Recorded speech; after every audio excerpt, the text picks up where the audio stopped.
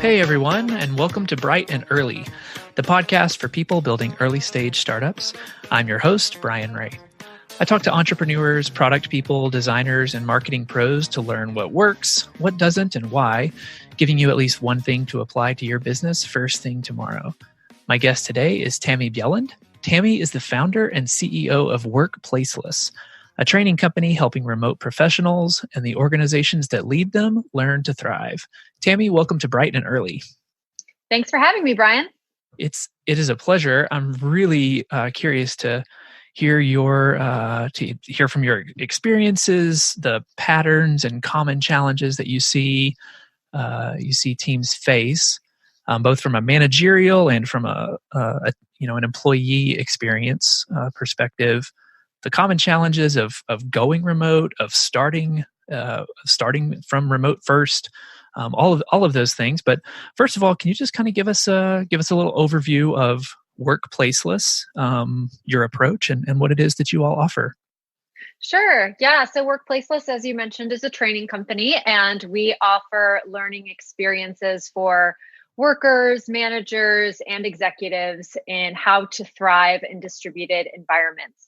So all of our programs are based on our competency model, and our competency model outlines the skills that are needed to thrive at different stages of your remote career, and then also in different functions as well.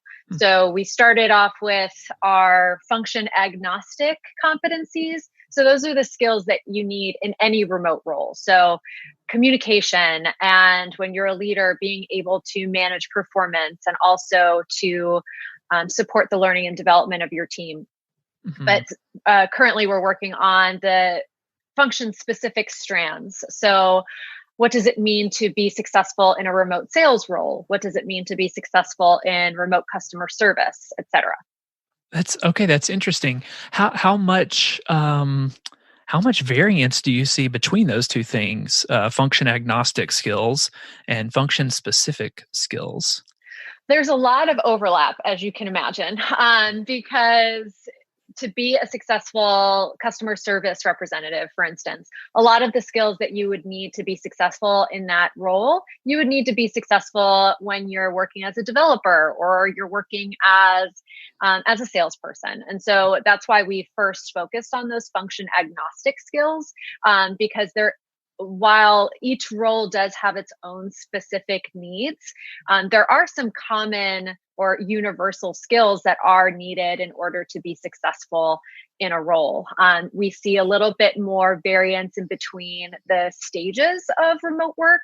For instance, the skills that are needed to collaborate with team members versus managing that collaboration. Okay. So that's really where we started with our programs. We started with some more universal concepts, and now we're diving into those function-specific skills and experiences that really make remote roles in those fields really different. Okay. So yeah, that does make some sense. Can we dig into a couple of the function agnostic pieces? You mentioned communications. Sure. The other two areas that I see very commonly, rising to the top tier of, the multiple, state of remote work surveys that you see are isolation and establishing and maintaining work-life boundaries. So sure. You mentioned communications. Can we start there? This seems to be like just such a persistent and nearly universal challenge that remote teams face. How do we communicate with one another? Where do we communicate with one another? So what are your observations, and where do you start with training? So there are some basic principles of best practices in communication, right? But there are also a lot of variables that go into it. And so when we start with training, when we're training leaders and we're training individual workers, we first present some of those basic concepts of communication, as well as the common tools that are used for different types of communication. But in our courses, we are not prescriptive. So we don't We don't say that like asynchronous communication is best. You should aim for mostly asynchronous communication. There are plenty of teams that work really well with that kind of model, Okay. but we don't believe that our role is to be really prescriptive. Our role is to present the information and then facilitate a learning experience that allows someone to make a choice and understand why they're making that choice. So when we train leaders, for instance, on communication, one of the concepts that we really work on is the idea of developing a communication charter or a communication agreement. Hmm. And that Yes. means, having a very explicit conversation about what channels are used, what types of messages are shared, and coming together and agreeing on what channel will be used in what situations. Yeah, go ahead. And well, and are you do you take a any sort of prescriptive approach there in the sense of saying something that we do observe is that in a communication charter, if people are expected to respond to whatever chat tool we use within an hour, that actually leads to lower productivity, or whether or not you subscribe to that or not.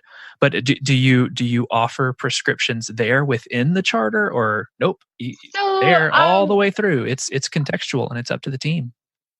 we provide as much context as possible. So in that sense, I wouldn't even say that would be a prescription. The example that you shared, like you said, we present evidence, Hmm. and then based on that information, people can make decisions about what they want to do going forward. But it is contextual, because depending on the situation, if we're talking to a team where they have to communicate really really quickly, like let's say it is regarding health, or it's regarding decisions that are just need to be made really quickly, we really have to take that context into consideration. Right. and Right. and that's true for almost any skill, or almost any agreement or workplace practice, is that context really matters. Hmm. Are there any like common tool sets that you see companies who are highly effective remote teams? Are there tool sets and agreements around those sets that you've kind of started to observe and think, what, it looks like this setup is really really effective? Yeah, I hate to be so dodgy about it, but it really just depends on the team. Yeah. So what works for one team might not work for another team when it comes to specific tool stacks. Hmm. That's why again, we recommend certain tools as examples, but we don't ever say like, if you want to do this, you have to use this tool, Yeah. because for whatever reason, one team might not be able to use even Google Drive, for instance, Yeah.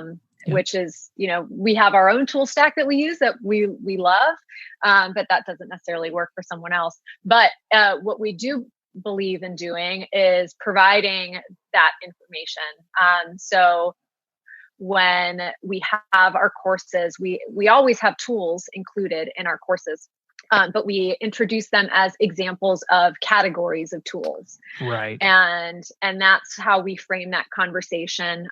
Because in so many of the conversations around remote work, I think that there's a lot of discussion on what tool is best, when really what really needs to be discussed more is the communication practices, Hmm. because a magic tool is not going to fix poor communication practices in an organization. Right, exactly. Yeah, that makes sense the way you're even describing it around, categories.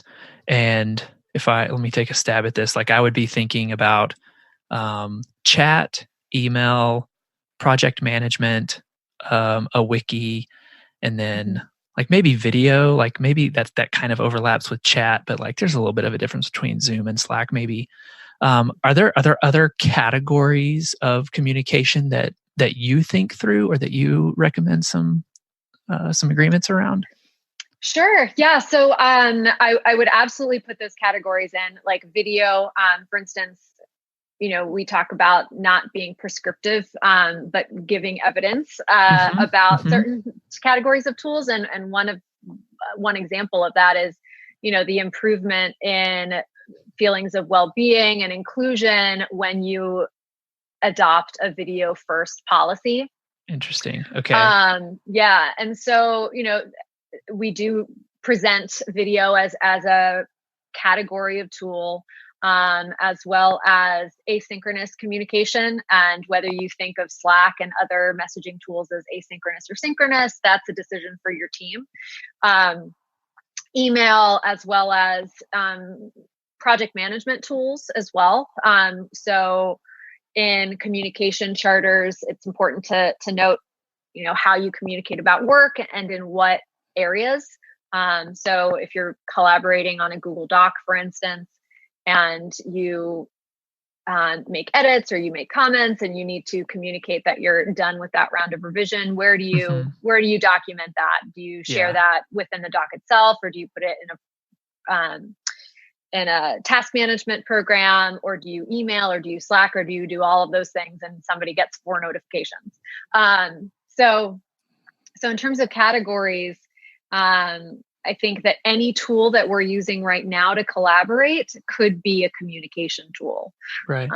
and should be counted actually as a communication tool. And when you're talking about those communication charters and agreements, they need to be considered as well. And you need to figure out exactly what kind of messaging goes through those channels instead of other channels. Hmm. Hmm. The thing about video first, or video, however you described it there, that came up a little bit in the conversation I had a few episodes back with Marie at FYI. We were just kind of talking through, so much of communication is body language. How is if you're presenting or delivering an idea, so much of your communication should be like modified as you're watching the body language of your audience, and you already lose a lot of that just across video. It's almost entirely gone when you're audio only. So are there other benefits to video besides just like um, the body language aspect? You mentioned some wellness benefits there. What are those? In terms of feelings of inclusion as well as connection.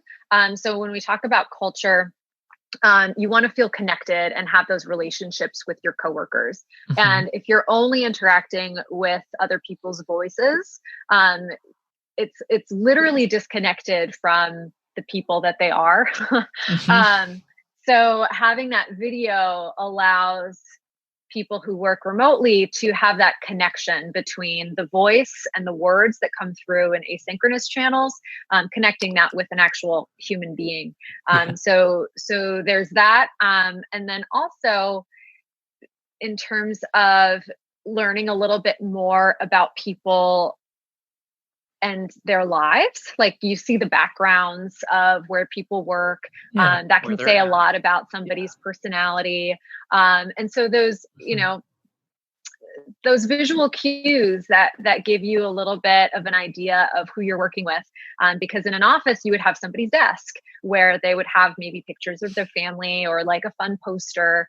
And so having video allows you to not recreate, well, I guess recreate, but in a different way, that shared experience that you would have in an office. Yeah, yeah. At least it just at least brings in a little bit of the person's personality. Especially if people start to make that a deliberate thing to Yeah. same way you would And decorate your desk. yeah, and then in terms of just management of meetings and facilitating meetings, when you can actually see people, they're number one more likely to be engaged in the meeting itself, Right. and not Right. multitasking. And that's a huge issue when it comes to remote work. Mm. You know, I know plenty of people who are used to not having to have their video on, and sort of looking forward to, or maybe not looking forward to, but using conference calls where they don't actually have to participate as a time to like get other work done, like their emails and stuff. And Wow. that is not a best That's not practice, no. not a best practice. It's And symptomatic so of all sorts of other problems. Yeah. yeah, exactly, exactly. But when you're talking about, moving to video first, you see a huge change in connections between people, but also just in productivity in the meetings themselves. Yeah. Because when it adds a little bit of accountability when you show your face. Yeah, no doubt, no doubt. Yeah, that topic there about connection, and just bringing in the personal touch kind of, um, segues into the next thing I wanted to ask about, which is, feelings of isolation and Mhm. loneliness, often reported as, a major challenge that remote workers face. I'm curious what your observations have been and what sort of training or lessons learned you offer to your clients. Mhm. Yeah, isolation is a huge challenge, and it's real for not just the workers that experience it, but also managers in trying to identify those who are feeling isolated and ways to support them. And so we do have training materials specifically for that. We have a workshop on preventing isolation and burnout. And next year, we'll be developing an e-course on health, safety, and wellness within a remote work environment. Hmm. And isolation is not just social isolation, but it's also feeling isolated from decisions, from information, and just being isolated from the organization at large too. So all of those pieces are very, very much connected. And once you have someone who starts feeling isolated, that has all sorts of additional, um, it can have all sorts of additional negative effects on the individual themselves, but also on team morale, as well as outcomes for work, Hmm. and then just has a negative impact on the organization in general. Hmm. Um, Yeah. Can we talk about this from both the side of the team member, the employee, and from the manager? What are some of the things that the employee themselves can take responsibility for, put into place for themselves, so that regardless of all of the other things going on within the company, a communication policy or inclusion, anything like that, um, independent of all of those things, what can employees do to take responsibility for their own wellness and kind of, fight against these feelings of isolation and loneliness?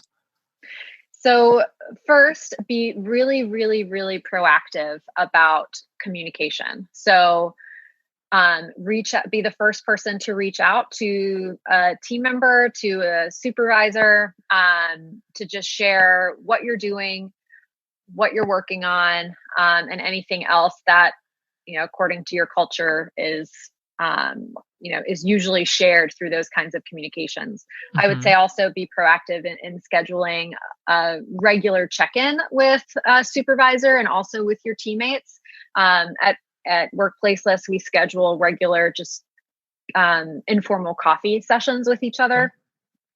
So an individual can definitely take ownership of that and just reach out and have an informal 15-minute catch up call, Hmm. as well as advocating for their own needs too. So if the organization itself doesn't offer any kind of organization of those kinds of events that the individual wants to take advantage of, bringing that up to leadership to see about what steps are needed to make that a reality. And just again, that being proactive in communicating, and identifying Hmm. ways in which they can communicate and feel like they're open Hmm. with their colleagues and supervisor. Yeah. So it's so many like just practical, practical bits of advice in there to put to work right away. Mhm. What about from the manager's side in terms of being able to identify, team members who are having this problem, or like what advice do you give there? Yeah, I would say, be really careful um, in how in what your interactions are with your teammates. or your direct reports. In remote work, especially because we're so driven by results and productivity, Hmm. sometimes relationships can become really transactional instead of actually relational. And so making sure in meetings to actually check in with your team members, doing just a very, you know, low touch check in at the beginning of a meeting, like rose, bud, and thorn, or rose, thorn, bud, whatever order you want to talk about that in, or doing informal check ins on Slack, but checking in to see how your teammates are in terms of just their lives, not Hmm. just, where are you at with this project? Yeah, for sure. That strikes me as something that's interesting. That it's a good thing, this idea that a lot of companies talk about now, which is, hey, don't worry about so much hours in the seat. Mhm. Focus on the output and not the hours in. Um, and it strikes me that sometimes the flip side of that is that an employee can put in a legit 40 hours of good, thoughtful work, but much of it is still in the research phase, or I got a little bit of the way down here and I had to kind of burn it to the ground and start back over because I learned some things. If there's not any visual output in a given week, or across some time, it seems like that might be a bit of a downside there. Mhm. Does that make sense what I'm saying? You have any thoughts on that? Yeah, like feeling maybe disheartened, I guess, Mhm. or um, disappointed in not being able to see those results. Yeah, I can see that. Yeah. Um, and also, that can affect people just generally too. In remote work, we can kind of fast forward past our wins. Um, Mhm. whereas if we're in an office, we can have like celebrations, or like everyone can stand up to, recognize someone. Yeah. And in Yeah. remote work, that's really hard to do. And you mentioned that sort of like visual outcome. And I would add to that a visual recognition Yeah. of Right. that. And that, in remote work, you have to be really intentional about making opportunities for that, because it is a big challenge. Yeah. Especially, on the employee side, like, you don't want it to come across as bragging, Hmm. and like making your work visible, making yourself known. Yeah, it's Yeah. like a thing there of, well, no, I want to be sure that I'm showing that I'm contributing, and et cetera. But nobody, you don't want to brag. So it seems like some folks could be given to self censorship, especially if they're not you know a natural salesman. Oh yeah. Oh, guaranteed they are. And Yeah. actually, in our next e-course that we're developing right now, it's about the 7 keys to remote career development, and visibility Hmm. is one of them, Okay. because you have to make yourself visible, Yeah. Yeah. and I if you want to grow in your career, I'll say that, because for some people who are happy staying where they are, or they're happy with the exact situation that they have, that's a different story. But in terms of growing in your career and getting access to additional opportunities, it feels really weird, for sure, Hmm. Hmm. to promote yourself internally and externally. But it is one of those keys, and you have to think about it in a very different way than you think about it if you get to work in an office, down the hall from your VP of sales or whatever. Yeah. What are some practical recommendations that you make to both employees and managers to be sure that making workers visible, making their work visible? Uh, Hmm. what what do you suggest? Yeah. So we haven't developed all the content yet, but I can definitely let you know when we've released that course.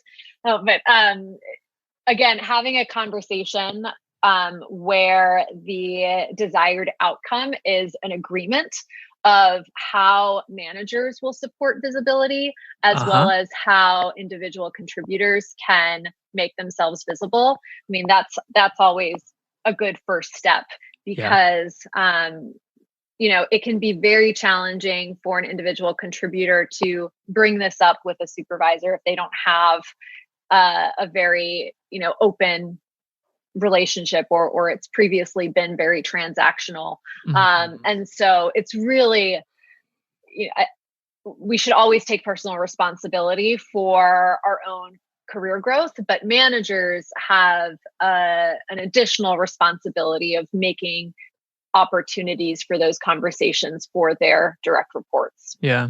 Yeah, no doubt. Can we talk about, this other function agnostic, piece that you mentioned, Mhm. managing performance? Sure. What exactly do you mean by that, and what are some of the component pieces? Yeah, so being able to manage productivity and performance for team members that you don't see every day.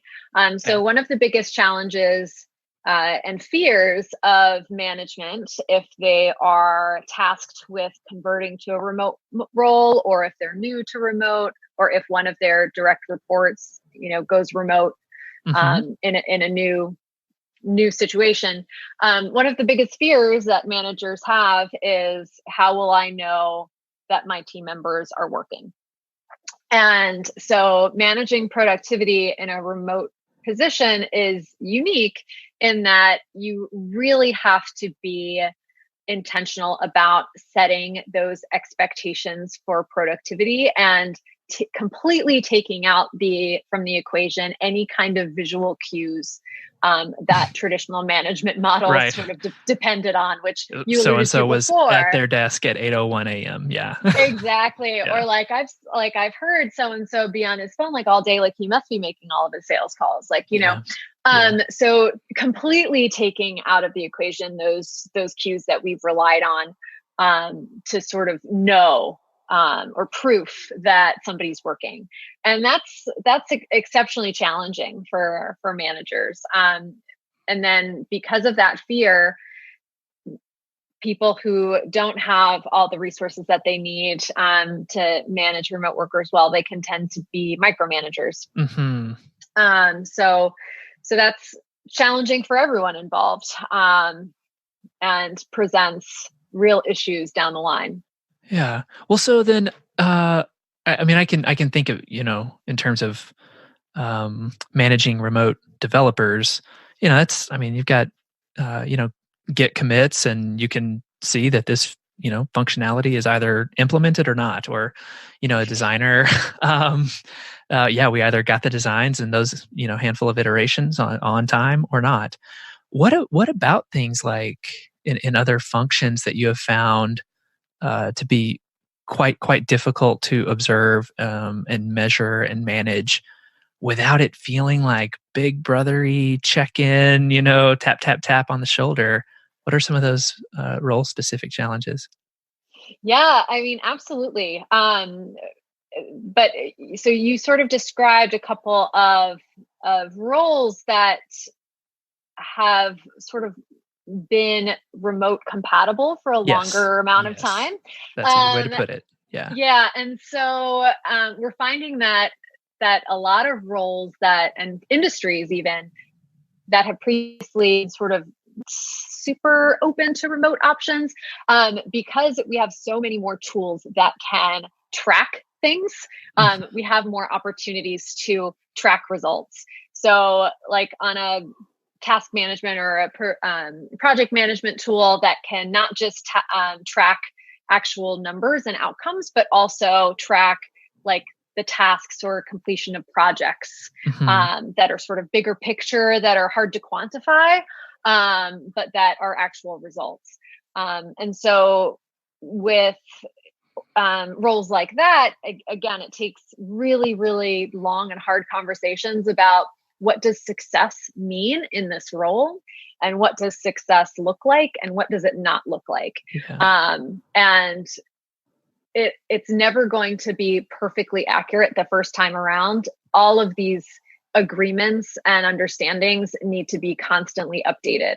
And that's where I think a lot of organizations and managers, I think this is where it gets overwhelming, right? Because you Mhm. want to just Mhm. like set the expectations now and just set it and forget it. But that's just not the reality of the world of work right now. It's Yeah. everything's changing. And expectations for success are going to change dependent on that context. Yeah. Which roles have you found to be the least remote compatible? Hmm. Oh, so we in our Go Placeless program, where we talk about the steps that it takes to go remote, there are certainly some industries and some roles that are not as remote compatible right now, just because of um, equipment Mhm. or the way that individuals interact with clients or customers or Okay. patients. Okay. So, for instance, in factories. So, if we talk about manufacturing, and you still have individuals that need to manage those machines and run those machines, you're going to need actual people there On location. Right. on location. Right. So there's those kinds of situations, as well as I'm in the DC metro area, so there's a lot of government agencies, government contractors, and while we're seeing a lot more of that work being remote compatible, there's still a lot of restrictions on jobs that have high levels of security, are dealing with international clients, et cetera. And so we're seeing some movement there, but it's slow. Mhm. And Mhm. it's going to continue to be slow. Yeah. um, so there are roles like that, just by nature of who they work with and the type of work that they do, even some of the tools that we all use in remote work, like Google or Zoom, like might not even be accessible at all by those organizations. Interesting. Yeah. Yeah, that does make sense that some industries and functions, just by their very definition, are completely locked down or need to be on location and all Hmm. these other different things. It's interesting. Yes, and I'm not saying never. Oh, sure. Not No, of saying course. never, Yeah. because Yeah. we're the way that technology is evolving is incredible, and so I'm sure we're going to see in 10 years certain roles that we would never ever have thought could have been done remotely, and we'll be amazed. Hey, listeners. We'll get back to the interview in just a second, but this is a great time to pause and let you know that Bright and Early is brought to you by Transistor.fm. Transistor offers you professional podcast hosting and analytics. They host this very podcast, and listen, y'all, it could not be any easier. Product is ridiculously easy to use. If you've got a question, Justin and John, the guys behind the software, are super responsive. I've needed to reach out a time or two for some help. They were all over it. So if you're thinking about starting a podcast for your business, just pop on over to transistor.fm and let them know that Brian sent you. The one other thing I want to talk to you about is maintain establishing and maintaining healthy work life boundaries. Hmm. I mean, obviously, an amazing thing about remote work is that you can do it from anywhere. I'm at home right now. Um, and I'm also going to be home, in about 4 hours when, technically work is over. But here's my laptop and my brain is thinking about something related to work. And the more often I do that, the more, exhausted I get and the more likely to burn out I am. And I think that's a Hmm. pretty common challenge of remote workers across the board.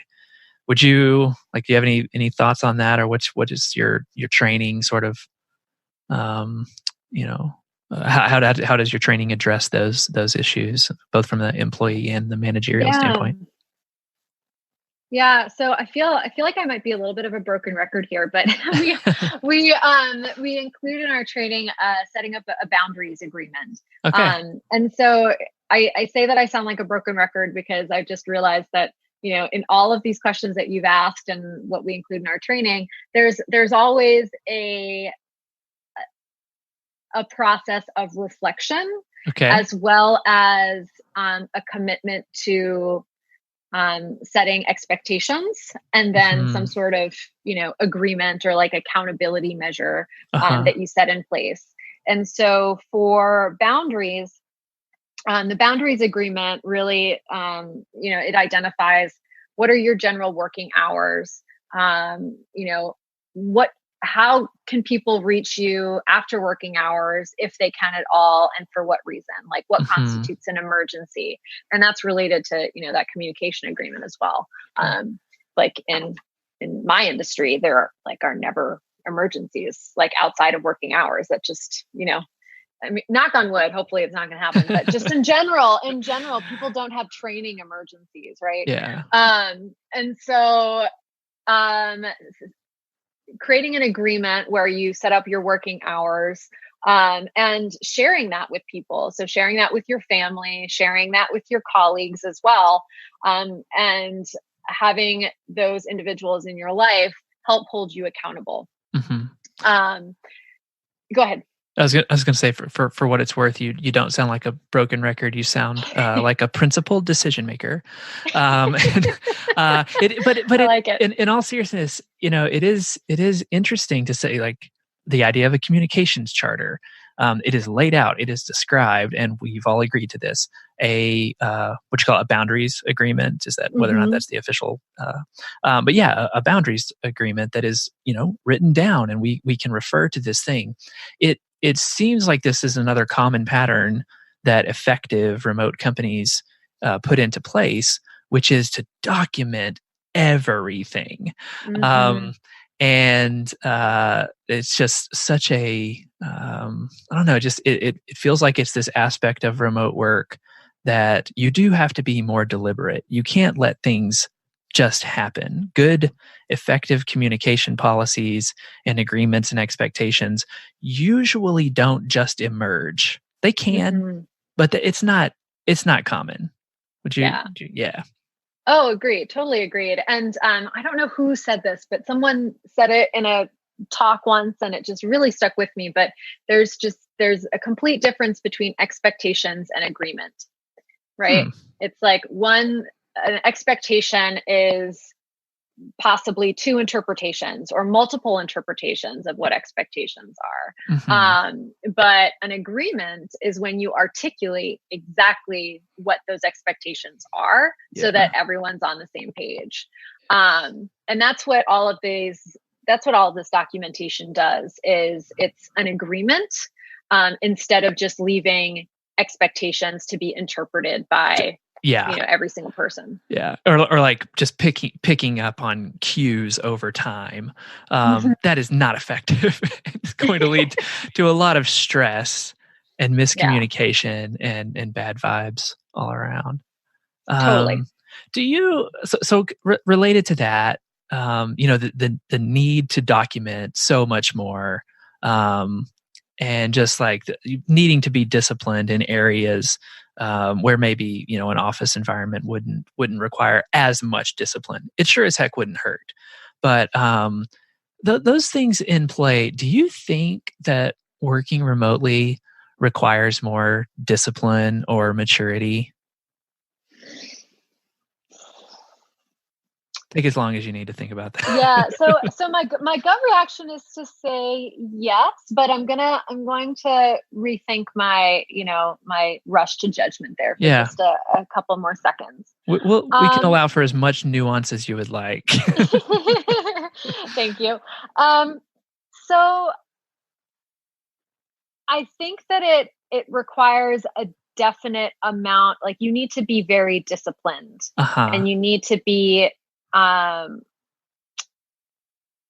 you definitely need to be mature. Mhm. I and I'm gonna go with my gut reaction. Like I've thought about it. I'm really thinking of all the angles, and I do think that yes, you need to be more disciplined. I think that depending on the role, you need to be more mature, but I think that for remote work to continue to be successful and to go the places that we want it to, we do need people to be more mature in remote Hmm. work. Yeah. I will put it that way. Because, there's a lot of information out there about like digital nomads. And I'm not saying that, they're not mature at all. That's definitely not what I'm saying. But there's a narrative around remote work that I think is detrimental to the perception of remote work. Hmm. And Laurel Bard did an amazing presentation at Nomad City about this, about, us needing to be more serious when we talk about remote work.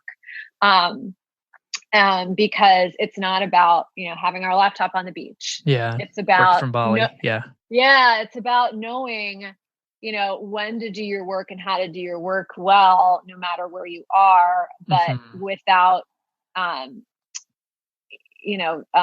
glamorizing the sort of beautiful places that you're in. Like that Yeah. takes away a little bit from what we're trying to achieve, which is making remote work more sustainable. And part of that means having it be accepted by bigger businesses and organizations and industries that have long been resistant to remote Hmm. work.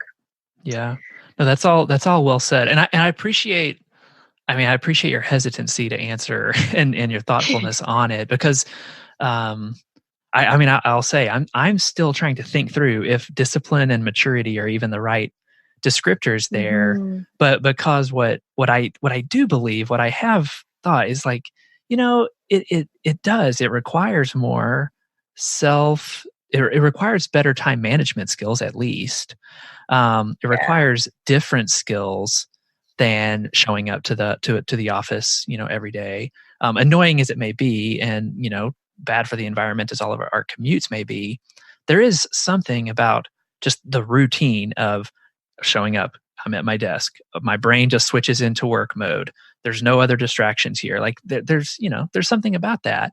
And when you don't have Yeah. that in place at home, like you got to build it yourself. And so, or We frame you're more it, responsible. yeah. Yeah. Go ahead. We Go ahead. we frame it in our certification course as autonomy. Uh huh. So Uh huh. autonomy is like this combination of all the skills and attitudes and behaviors of like self-management and discipline too, and being proactive. It's like, Hmm. you are on your own, you're your own autonomous piece of this work, and it's up to you to do, a lot of what um, your colleagues in a co-located environment would depend on others to do for you. Yeah. Yeah. And so that's how we frame it. I don't necessarily talk a lot about maturity, but I'm going to think on that Yeah. phrasing a little bit. Yeah, that's good. I will say I feel like that word has the wrong kind of baggage associated with it. I don't I don't even feel like it's entirely contains everything I'm thinking, in terms of what I mean by Hmm. that. But I do think that there's something there. And There I guess I want to, is, yeah, yeah, go ahead. Is there there anything is, you want to add? and it's a little bit tied to professionalism too, right? Yeah. Yes. Because there's definitely, talking about these narratives and talking about some negative stereotypes of certain people who, who work remotely. There's that idea that people who work remotely are not professional or they don't care about their career. And I think there's something related to that Mm-hmm. with maturity too. Yeah. So kind of thinking about that and the additional skills needed. Are there what are the hiring implications there for teams? Are there things that you advise managers and leaders to look out for or to include in their interview process that you could share? Yeah, so that's really where our remote work competency model can come into play because we've Hmm. listed these skills that are critical to remote work. And so one of the things that we'll be developing are additional tools to use in hiring, and that's one of our workshops that we're developing this year actually is a workshop just on hiring, and what you can include in your job description, as well as interview questions to really identify what level of skill does that applicant have. Interesting. Yeah. Yeah. No, that's good. I think we've pretty well covered it. Is there anything, Tammy, that we haven't talked about that you think is important to share with teams who are considering going remote and have not yet taken the plunge? Yeah, well, we have a free assessment tool actually for those teams that are interested in looking at the implications of going remote for their team. They can find it at workplaceless.com/goplaceless. And I can send that to you for the show notes. But we talk about the things that are needed in order to go remote, as well as what's your current remote readiness score, and what are some of the things that you can do in order to move forward. Okay. Well, in addition to workplaceless.com/goplaceless, Tammy, how can listeners find and follow you online? Sure. They can follow Workplaceless at Workplaceless, and that's across all social platforms. And then if they want to get in touch with me, they can find me on Twitter at Tammy Bjelland. Wonderful. My guest today has been Tammy Bjelland. Tammy, thank you so much for everything you shared.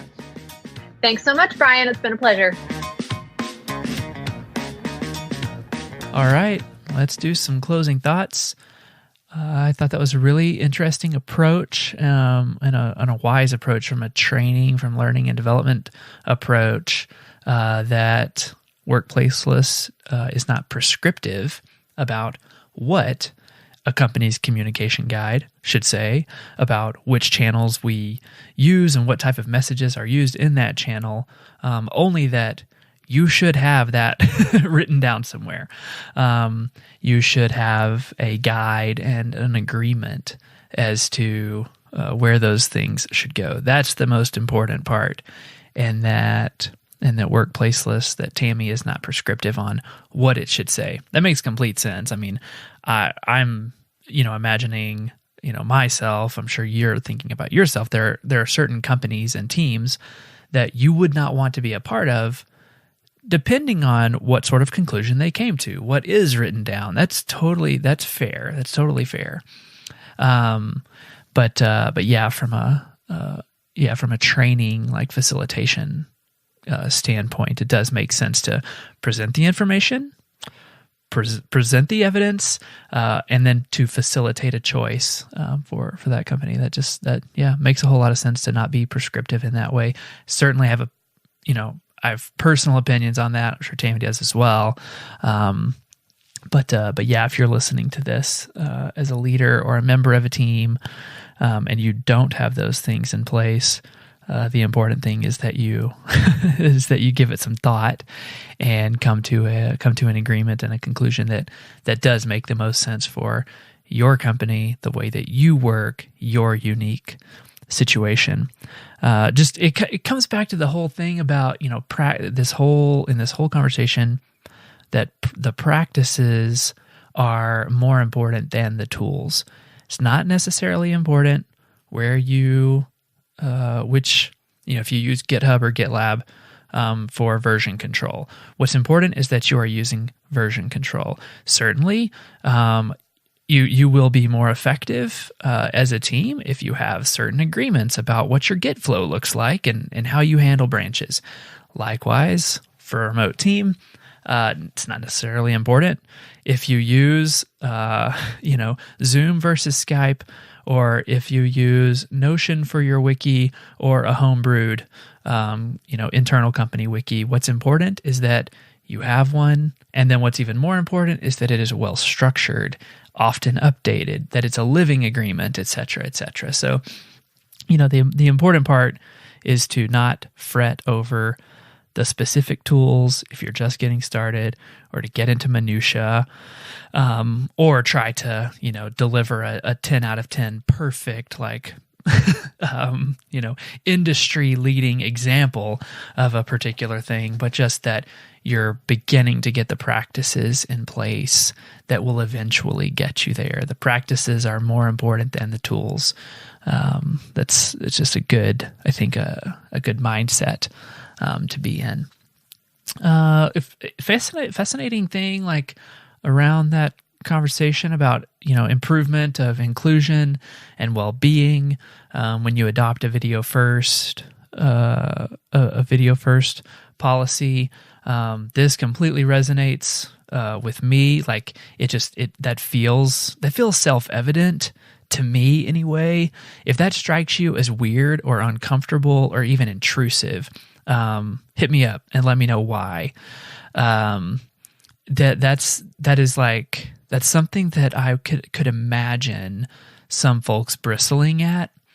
To me, it's fair to suggest that you know, remote teams should I mean, just basically state that as maybe policy is a little bit of a strong word, but just as the norm. If you're joining a call, assume video first.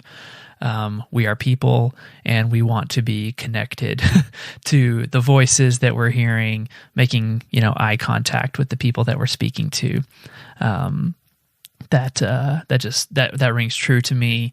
And I haven't had enough conversations with people who disagree specifically on that policy. And so if you do, hit me up, and I'd love to chat with you for a little bit. Let's see the other bit about, you know, social isolation isolation and loneliness. Definitely interesting to think about, not just the social isolation part, like I'm a person in my own office, and so I am isolated physically from my team, but also that people, you know, can be isolated from decisions. No doubt that happens in traditional workplaces already, given. But even more so, will you be isolated? Could team members be isolated from decisions if they are also not, you know, literally visible, like the visual cues that we can become accustomed to, or that have been, you know, part of the regular workplace. And that just, that feeling, just such a huge negative impact on morale, to feel like your team members don't feel valued, aren't seen, aren't included in company and you know, team decisions. There's no way for that to not have a negative impact on morale, at least a negative impact on the morale of the sort of invested and engaged person that you want to be a part of your team. So, I mean, that's a bummer for a person. You know, we should have a concern about that feeling of, you know, being isolated from decisions. We should be concerned about that from the interpersonal standpoint, like caring for how people on your team feel. That is something that I think that folks, you know, should pull into their the way that they manage. There is also there's a financial implication there for the company. You will reduction in productivity of those members. So you're taking a step down from just like your baseline status quo. Like that person is not performing even at their average capability. So you're losing something immediately there. You're also losing the upside of their potential. You're not unlocking what could be possible from that team member in the future. And I mean, the most expensive of those things, like those are, you know, not quite marginal, but they're not massive. They're like, you know, kind of optimization-ish sorts of numbers. The huge one is just turnover. When you will lose engaged people who are talented and become disengaged will leave your company because they have options. Talented people have options. And that is just a tremendous expense to the business. To lose somebody good and then to have to try to replace them. There are almost no more a few things are more expensive than replacing a talented team member. So let's see, the bit where we're talking about having to be intentional about creating opportunities to make work visible. This is an area of nuance that just outside of the advice to say, give this some real thought. What would feel natural for your team?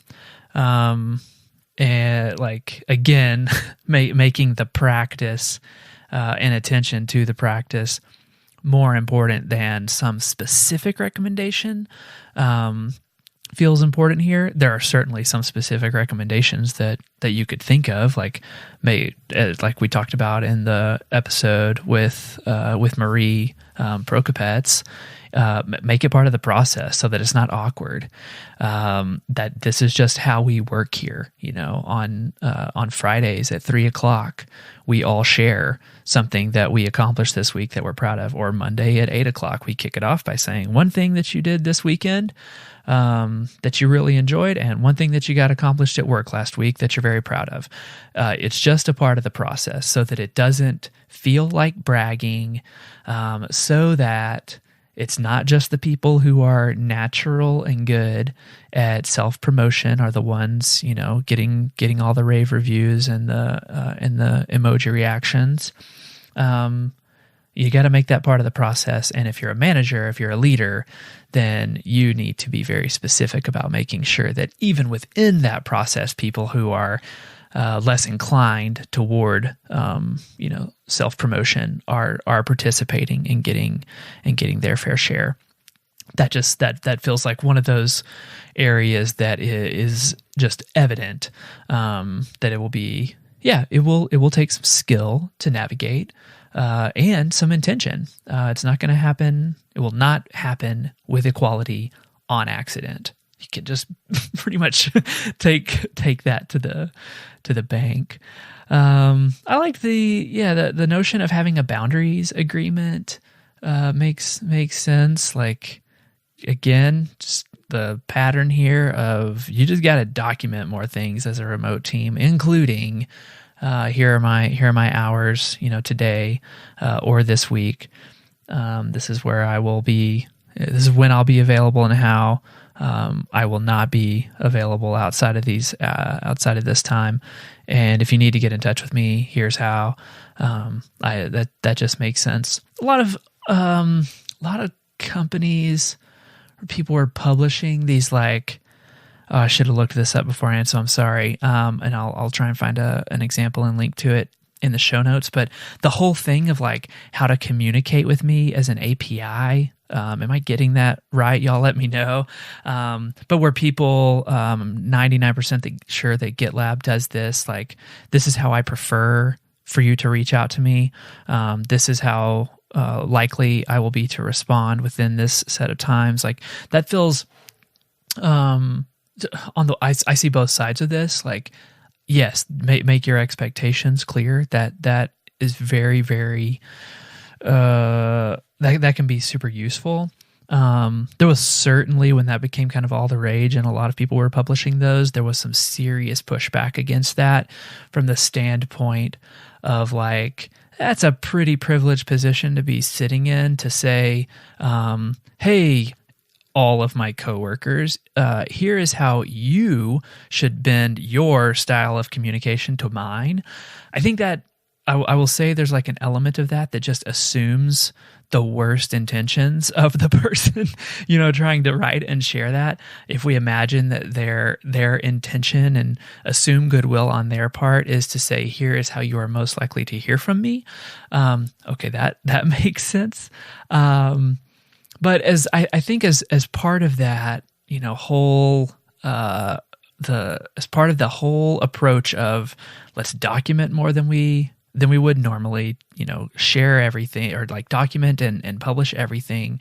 As part of that, it does make a bit of sense to say, here's when I typically work. Here is when you will not be able to get in touch with me outside of working hours. If you need to get in touch with me outside of working hours, here's the best chance you have for communicating with me in a way that I am most likely to give some attention to and respond to, dot, dot, dot, dot, dot. So I want to lean towards saying that the whole here's how to communicate with me like as an API. I want to say that I think that leans towards being a positive thing for a company to do. Certainly appreciate that there are elements of that might lend themselves towards privileging power, and somebody who can say, and if you don't communicate with me in this way and don't get a response back from me within 10 days, don't be surprised. I mean, okay, fair enough. Let's see. This just to kind of wrap it up towards the end, just the notion of ensuring that you have a process of reflection, commitment to an agreement, accountability on that agreement. I think inherent in there is the that process is going to be revisited and updated. Like it is a living work in progress. That all of these agreements are subject to reflection, recommitment, accountability, and revisiting as you go. Makes so much sense. So head over to workplaceless.com, see what Tammy and her team are up to.